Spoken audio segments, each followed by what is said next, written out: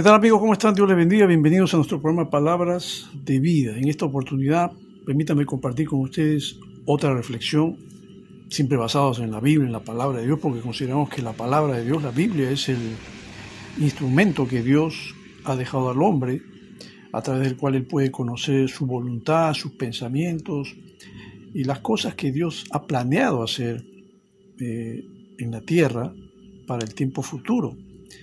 Algo que nadie obviamente puede hacer, nadie. Yo sé que han surgido a lo largo de la historia muchos hombres que han pretendido dar profecías con respecto a acontecimientos mundiales, pero la verdad que yo he visto que ha habido más desaciertos que aciertos. El único que nunca falla, y pienso que nunca va a fallar, es Dios. ¿Por qué? Porque Él es el creador de todo. Él es el que diseñó la tierra, los cielos, el universo. Él es el que dio inicio a todo, dio inicio a la vida. Y Él también sabe cuándo le va a poner punto final a todo esto. No es que Dios quiera destruir al ser humano, no, pero de que va a haber una destrucción total y una destrucción universal, eso va a suceder. Lo que pasó en el tiempo de Noé fue pues más o menos una figura de lo que va a suceder en los tiempos finales, donde ya Dios no va a destruir el mundo con agua, como fue en el tiempo de Noé, sino va a ser ya una destrucción total y va a ser con fuego, para que Dios cree cielos nuevos y tierra nueva, donde estará la iglesia, donde estará el pueblo de Dios, donde estarán los redimidos, los que han creído en Cristo y los que viven su vida en base a las enseñanzas de Él. Bueno, en esta hora yo quiero compartir con ustedes un tema que lo he titulado El hombre sabio, porque hay que ser sabio realmente para entender a Dios, hay que ser sabio para comprender su voluntad, hay que ser sabio para andar de acuerdo a los planes que Dios nos ha trazado y que debemos entenderlos. Y como dije, la sabiduría, la fuente de la sabiduría, pues está en la Biblia, la palabra de Dios. Dios obviamente es la fuente de la sabiduría, pero Dios expresa su sabiduría a través de su palabra.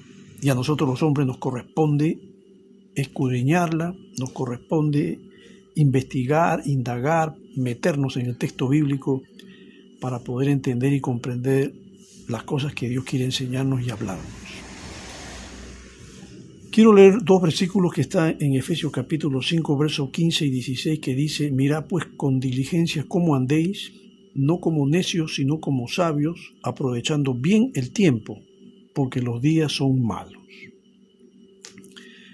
Se cuenta que un turista americano fue a la ciudad del Cairo, en Egipto, con la finalidad de visitar a un famoso sabio. Este turista se sorprendió al ver que el sabio vivía en un cuartito muy simple y lleno de libros. Y las únicas piezas de mobiliario eran una cama, una mesa y un banquito. Y él va a preguntarle, ¿dónde están sus muebles? Y el sabio le va a responder rápidamente y le va a decir, ¿y dónde están los suyos? ¿Los míos? Se sorprendió el turista. Pero si yo estoy aquí solamente de paso. Yo también, concluyó el sabio. La vida en la tierra, decía él, es solamente temporal. Sin embargo, algunos viven como si fueran a quedarse aquí eternamente y se olvidan de ser felices. El valor de las cosas no está en el tiempo que duran, sino en la intensidad con que suceden. Y hay momentos pues que tenemos que apreciarlos, esos momentos que son inolvidables. Son momentos que hay que vivirlos con nuestros seres queridos, amándolos, expresándoles nuestro cariño, nuestro afecto. Eso es lo más importante que cualquier cosa en el mundo. Bueno, sin duda que nuestro primer afecto y nuestro primer amor tiene que ser dirigido a Dios. Pero aquí en la tierra nos abocamos mucho a ese frenesí del consumismo, de querer adquirir cosas, bienes materiales, el mejor auto, la mejor casa, el mejor celular, tener un buen estatus de vida. Bueno, yo no digo que está mal, pero si tú crees que ese es el sentido de tu vida, entonces no has entendido realmente lo que Dios quiere hacer en ti. La sabiduría, ¿qué cosa es? Bueno, yo encuentro una definición que dice, es la capacidad de pensar y de considerar las situaciones y circunstancias, distinguiendo lo positivo de lo negativo.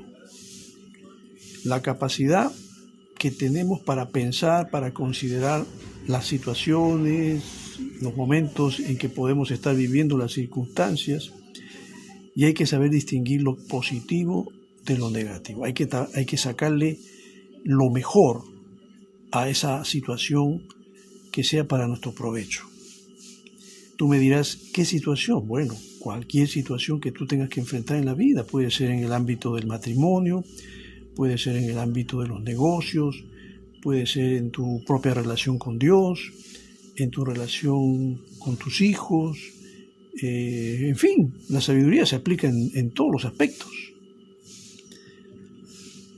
Y una de las cosas que creo yo, porque sé que hablar de la sabiduría pues es un tema muy genérico, ¿no? Hablar de la sabiduría creo que no cabría pues solamente en un pequeño sermón como el que les estoy exponiendo, sino que habría que hablar muchas cosas más en la forma como aplicar la sabiduría que Dios nos da en nuestro día a día.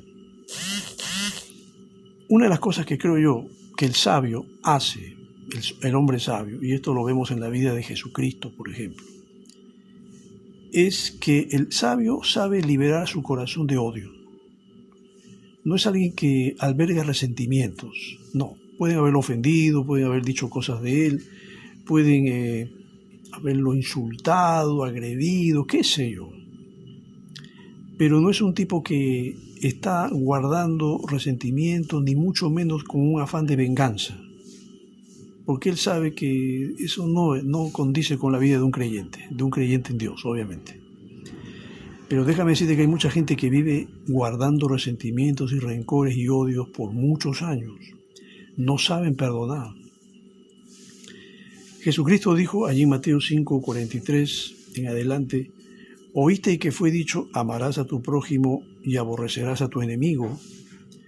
Pero yo os digo, amad a vuestros enemigos, bendecid a los que os maldicen, haced bien a los que os aborrecen, y orad por los que os ultrajan y os persiguen, para que seáis hijos de vuestro Padre que está en los cielos, que hace salir su sol sobre malos y buenos, y que hace llover sobre justos e injustos.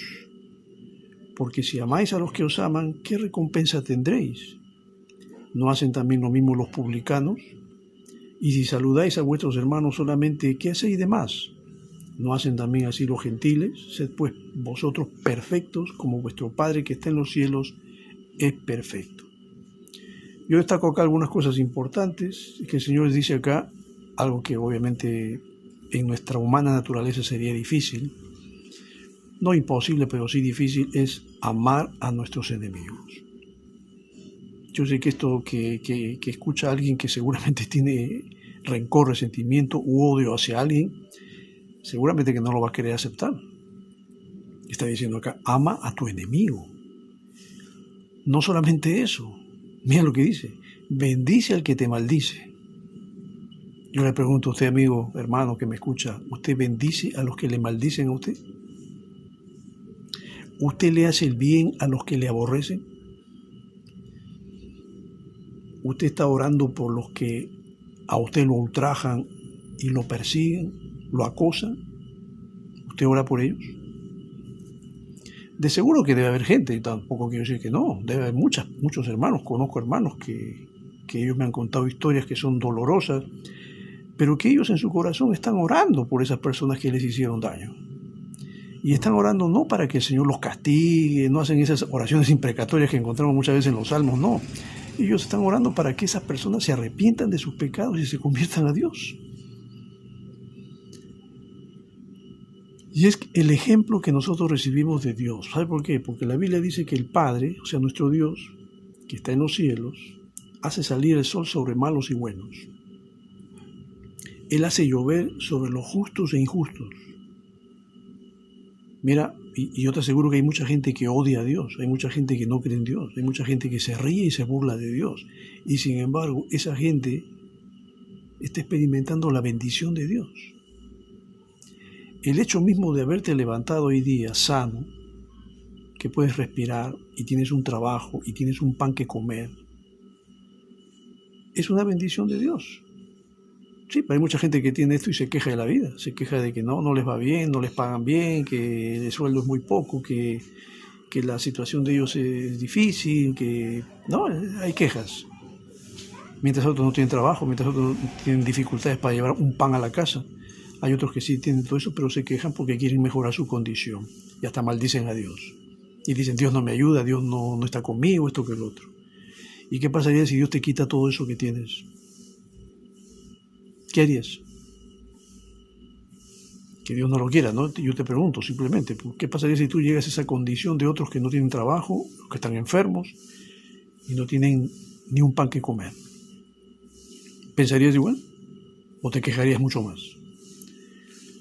El Señor dice, si tú amas solamente a los que te aman, entonces, ¿qué recompensa tienes?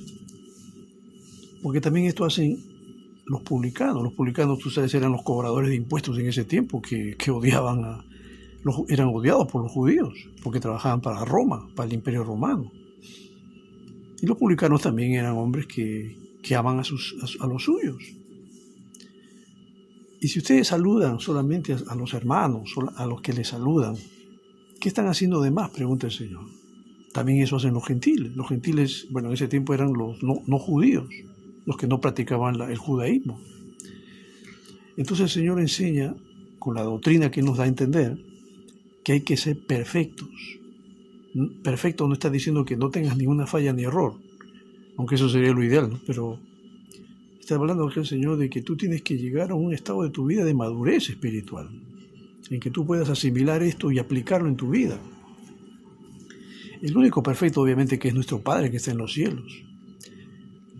Pero tenemos que aspirar a hacer las cosas como Dios nos enseña. Él sabe que tenemos fallas, errores en nuestra vida, nuestro carácter, Él sabe que pecamos, Él sabe que somos imperfectos, pero Él nos ama y nos perdona. Él no es un Dios que si ve que tú pecas ya inmediatamente te está condenando, ¿no? Yo veo que algunos creyentes tienen esa idea, ¿no? Que si ven a un hermano que peca ya inmediatamente ya lo están condenando al lago de fuego. Mira que Dios todavía no los ha sentenciado ni no los ha juzgado, pero ya hay cristianos que ya se adelantan y ya están lanzando a muchos al lago de fuego. El sabio, el hombre sabio, es alguien que libera su mente de preocupaciones. Bueno, en estos tiempos que vivimos, mira, estamos en la etapa post-COVID, sé que la enfermedad ha matado a mucha gente, hay mucha gente que ha quedado dolida, sufriendo por la pérdida de un familiar, un padre, un hijo, un hermano, un esposo o una esposa. Y han quedado con resentimientos incluso. Es más, han quedado preocupados porque muchos de ellos se han endeudado. Sí, tú sabes que el COVID cuando está en todo su apogeo, bueno, acá en mi país sé que esto pasó en otros lugares, sé que las clínicas, los hospitales, bueno, más que los hospitales, las clínicas se dispararon en las cobranzas y los precios, y hay gente que tuvo que vender hasta su casa, imagínate, vender su casa para poder pagar la atención de una clínica que tenía precios exorbitantes. El gobierno tuvo que intervenir en eso. Pero hay gente que tuvo que vender su carro, su casa, para pagar la atención que recibieron en una clínica que lamentablemente se aprovecharon de la pandemia para ponerle los precios que han querido. Sí, y eso, no estoy descubriendo la rueda por si acaso, porque esto se sabe perfectamente que así sucedió. Y hay gente que ha quedado preocupada. Bueno, antes de la pandemia había gente preocupada y después de la pandemia también existe gente que está preocupada. ¿Preocupada de qué? Preocupada de muchas cosas, preocupada de quizá que no tienen trabajo, preocupados porque el dinero no alcanza, preocupados por la salud, que está mal, no se recuperan de alguna enfermedad, preocupados porque el matrimonio anda mal, seguramente puede colapsar en cualquier momento. Jesús dijo ahí en Lucas 12, 22, y esto se lo dijo a sus discípulos: no os afanéis por vuestra vida, qué comeréis, ni por el cuerpo, qué vestiréis. La vida es más que la comida, y el cuerpo es más que el vestido. Claro, uno que escucha eso dice, ¿y eso qué quiere decir? ¿Con eso qué quiere decir el Señor? ¿Que no me tengo que preocupar por lo que tengo que comer? Y si no me preocupo por eso, ¿quién trabaja para darme de comer? Bueno, la pregunta es válida, y yo creo que eso amerita una respuesta. No está diciendo el Señor que dejes de trabajar, no. El Señor dice que no vivas afanado ni preocupado. Cuida tu salud mental, te está diciendo el Señor en otras palabras. Sí, va a haber situaciones en que de repente no va a haber trabajo, eso nos pasa a todos. Pero que esto no llegue al punto de desestabilizarte emocionalmente y, como te dije, pueda afectar tu salud mental y te puedas desequilibrar, ¿no? como hay muchos que lamentablemente, ¿no? Se suicidan. Por ejemplo, hay gente que se suicida por estas cosas. Le detectaron una enfermedad terminal, dicen, no, yo no quiero sufrir, pum, se matan, ¿no? Una decepción amorosa, pum, se matan. De repente les fue mal en la finanza, se matan. Con muchos jovencitos, ¿no? Yo sé que hay una tendencia en muchos jóvenes, adolescentes que se están quitando la vida. Y claro, tú puedes pensar que el problema que tiene un adolescente es una cosa trivial, pero para él no. Para él puede ser una cosa en que puede ser debido a muerte, por eso que se quitan la vida. En este mismo capítulo 12 de Lucas, en el verso 29, dice: vosotros pues no os preocupéis por lo que habéis de comer, ni por lo que habéis de beber, ni estéis en ansiosa inquietud, porque todas estas cosas buscan la gente del mundo. Bueno, cuando Jesús dice la gente del mundo, está hablando justamente de los hombres que viven afanados y preocupados y que no ponen a Dios como su esperanza. La gente del mundo, la gente que no tiene a Dios, vive así, dice el Señor. Pero vuestro Padre, está hablándole a los discípulos, vuestro Padre, si tú eres un hijo de Dios, eres un discípulo también, supongo, ¿no? Si tú eres un seguidor de Cristo, eres su discípulo. Vuestro Padre sabe que ustedes tienen necesidad de estas cosas. Es decir, Dios sabe que tú necesitas trabajo, Dios sabe que tú necesitas llevar dinero a tu casa, Dios sabe que tienes una familia que mantener, Dios sabe que tú tienes preocupaciones y deudas. Pero el Señor dice aquí: mas buscad el reino de Dios y todas estas cosas os serán añadidas. Pon en primer lugar el reino de Dios y todas estas cosas os serán añadidas. ¿Qué significa eso? ¿Qué es el reino de Dios, dirás tú? ¿Cómo entiendo? ¿Cómo concibo? ¿Cómo mastico eso del reino de Dios? ¿Acaso es algo utópico? ¿Qué es el reino de Dios? ¿O qué lo representa? Bueno, el reino de Dios está representado por un personaje. ¿Quién es el personaje? Jesucristo. Jesús dijo: el reino de Dios se acercaba a vosotros. Ese era su mensaje. Está diciendo, Él mismo se acercó al mundo. Él mismo vino al mundo para cumplir con un propósito de salvación para la humanidad. El reino de los cielos, Jesucristo, se ha acercado. Yo te pregunto, ¿Él se acercó a tu vida? ¿Él está en tu vida, en tu corazón? No estoy diciendo si tú eres de una religión determinada, no te pregunto si eres católico, evangélico, protestante, testigo de Jehová, adventista, no. Te pregunto si el Señor Jesucristo está en tu corazón, es otra cosa. Porque hay mucha gente que practica estas religiones y no tienen a Cristo en sus vidas. El reino de Dios, de Jesús, no se acercó a ellos. Aunque simpatizan con Él, dicen, sí, yo creo en Jesucristo, pero nada más. Es una aseveración que hacen mental, pero que no tiene ningún fruto, ningún impacto en sus vidas. Cuando tú pones a Dios en primer lugar en tu corazón y eres fiel y obediente y respetuoso de su palabra y haces la voluntad de Dios, eso es estar en el reino de Dios. Eso es cuando tú permites que el reino de Dios realmente esté interactuando en tu vida. Pero si tú eres de esos creyentes, entre comillas, que dicen que amas a Dios y todo eso, pero no lees la Biblia, no oras, no buscas a Dios. Y si te dicen, oye, vamos a la iglesia, no tengo tiempo, prefiero quedarme en la casa mirando tu fútbol o saliendo con tus amigos, divertirte, fiestas, bailes, pero nunca tienes tiempo para ir a la iglesia, nunca tienes tiempo para orar, nunca tienes tiempo para leer la Biblia. Yo hablo con varias personas así, me dicen, oye, ¿y qué tal leíste tu Biblia? Oye, la verdad que no tengo tiempo, me dicen, me falta el tiempo. Pero sí oré en la mañana, oré y le agradecí a Dios por los alimentos.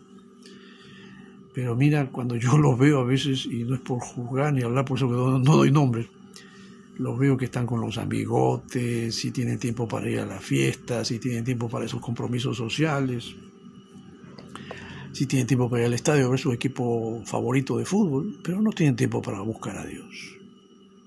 Y después cuando están viviendo problemas y necesidades, ahí recién buscan a Dios, ¿no?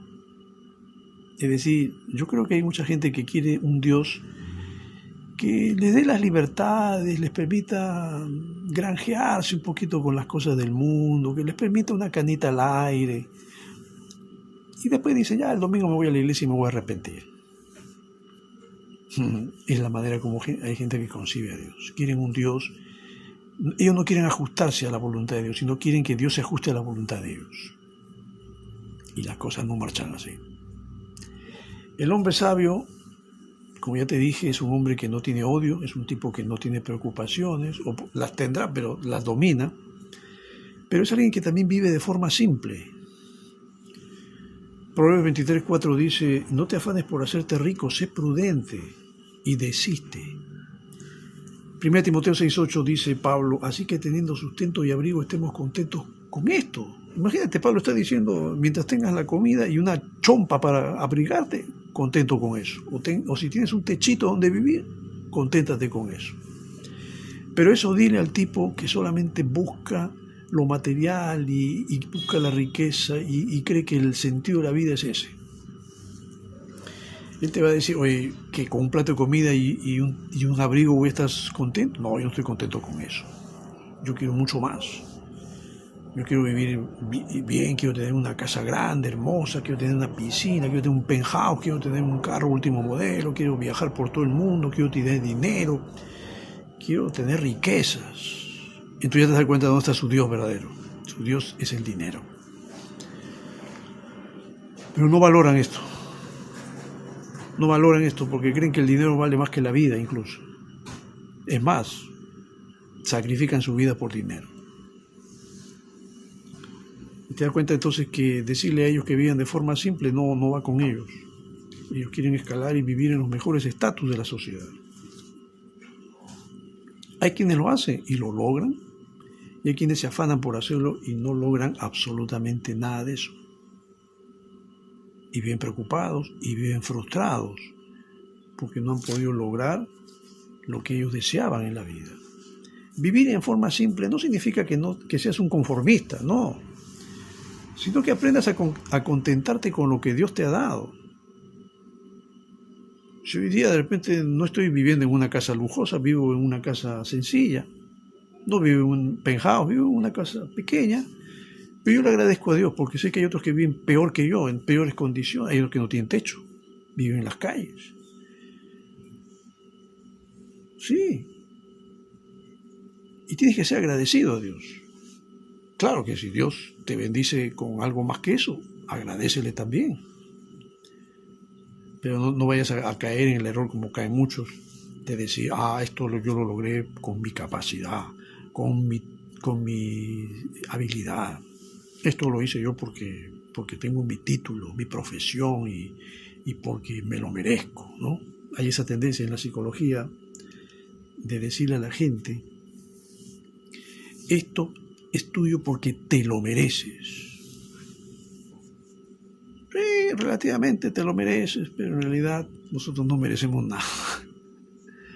Siendo pecadores como somos, no merecemos nada. Si Dios te bendice es por la gracia suya. Y tú tienes que aprender a ser agradecido. Porque lo peor que puede haber en un ser humano es que, siendo bendecido por Dios, no lo reconozca a Él en nada y piense que todo lo logró gracias a Él mismo, no a Dios. El hombre sabio es alguien que da más de lo que espera, ¿no? Da más y espera menos. No es alguien que da para recibir algo a cambio, no. Él da de gracia. Como dijo Jesús, de gracia recibiste y de gracia da. Porque Él sabe que si Él bendice a uno, Dios lo va a bendecir a Él. En Hechos capítulo 20, verso 35, dice Lucas, que es el autor de este libro, dice, y es acá cuando habla justamente el apóstol Pablo, cuando dice, en todo os he enseñado que trabajando así se debe ayudar a los necesitados y recordar las palabras del Señor Jesús, que dijo, más bienaventurado es dar que recibir. Es más feliz el hombre que da que el que recibe, aunque el que recibe se siente feliz sin duda, pero el que está dando es más feliz, es más bienaventurado, es más dichoso. En Mateo 6, 19, el Señor Jesucristo va a hablar y va a decir, no os hagáis tesoros en la tierra donde la polilla y el orín corrompen, y donde ladrones minan y hurtan, sino haceos tesoros en el cielo, donde ni la polilla ni el orín corrompen, y donde ladrones no minan ni hurtan, porque donde esté vuestro tesoro, allí estará también vuestro corazón. ¿Te das cuenta entonces que el Señor está diciéndonos algo que seguro muchos no lo van a aceptar? Porque el Señor está diciendo, no hagan tesoros en la tierra. ¿Qué está diciendo Jesús con esto? ¿Que yo no puedo tener ahorros en el banco? ¿Qué está diciendo Jesús con esto? ¿Que yo no puedo tener bienes materiales? Sé que hay muchas personas que se preocupan por ejemplo, trabajar y tener un recurso que los pueda sustentar cuando ya sean ancianos. Hay mucha gente que se mete en lo que aquí en mi país se llama la corrupción. Se meten en negocios ilícitos, roban dinero. Mayormente esto sucede cuando están en cargos públicos. ¿Para qué? Porque quieren tener una buena vejez, pero quieren vivir bien, con mucho dinero, y quieren morir ricos. Pero para eso no les basta con su trabajo, que ganan poco según ellos. Necesitan ganar millones para que de esa manera ellos puedan tener una vejez como quieren tenerla, viajando, gozando de muchas cosas, pero con dinero ilícito. Es así como muchos se quieren hacer ricos. Y yo sé que hay quienes lo han logrado, hay quienes han podido evadir la justicia, porque la justicia nunca llegó a tocarlos, o no quisiera pensar mal, algunos piensan que la justicia se hizo, como decimos acá, se hizo la loca y no quiso tocarlos, porque de repente también hubo quienes recibieron de parte de ellos. Ha habido de todo, ojo, no estoy diciendo nada que no se conozca, ha habido de todo. Existe de todo, no es que ha habido, existe. Bueno, ellos creen que vivir así es vivir la vida, porque no tienen temor de Dios, porque no saben que existe una dimensión espiritual, no creen en el infierno ni en el cielo. Ellos dicen el infierno y el cielo está acá en la tierra. El infierno para ellos es vivir en la pobreza, en la necesidad, vivir en la carestía, es el infierno. El cielo es vivir en la abundancia, vivir con cosas buenas, materiales, tener un buen estatus de vida, viajar, tener riquezas. Eso es vivir, eso es el cielo. El infierno es lo contrario. No, el infierno es una dimensión espiritual donde ahorita están los pecadores que no se han arrepentido ni han creído en Cristo. Y el paraíso es el lugar donde están los que han amado a Dios, han creído en Cristo y mantuvieron su fe en Él hasta el último momento de su vida. El hombre sabio es alguien que entiende esto y es por eso que él da más y espera menos. Creo que tenemos que entender que la sabiduría de Dios nos va a ayudar a comprender cosas que ahora no entendemos. Primeramente, para que tú entiendas la sabiduría de Dios, tienes que tener a Dios en tu corazón. Si tú no tienes a Dios, no lo vas a entender. Si tú tienes a Cristo en tu corazón, vas a leer la Biblia y seguro no la vas a entender. Sí, te vas a entusiasmar, te va a gustar ciertos pasajes de la Biblia, pero seguramente no le vas a encontrar un sentido. Hay muchas personas que han leído la Biblia y han pensado que la Biblia es un libro de ciencia ficción. Muy bonito, pero está lleno de ciencia ficción. Te das cuenta las conclusiones que llegan algunos. Pero el que tiene a Dios en su vida, el que tiene a Cristo en su corazón, piensa de otra manera, porque el Espíritu Santo de Dios le ilumina la mente y el corazón para que entienda realmente el sentido de lo que Dios le está hablando. Ponte a pensar que algún día tú vas a pasar de este mundo a la eternidad. Si tienes a Dios, obviamente que te vas con Él, pero si tú no tienes a Dios, piensa entonces qué es lo que va a suceder contigo. Y que muchas de las cosas que tú estás subestimando y menospreciando aquí en la tierra, para Dios pueden tener sentido y propósito, pero tú no las ves así. Mira, algo que vi y me interesó mucho y te lo comparto, es que Dios quiere que seamos sabios, porque Él observa nuestra conducta. Cuando tú te vayas de este mundo, Dios no te va a preguntar el modelo de auto que usabas, Él te va a preguntar a cuánta gente llevaste a los pies de Cristo.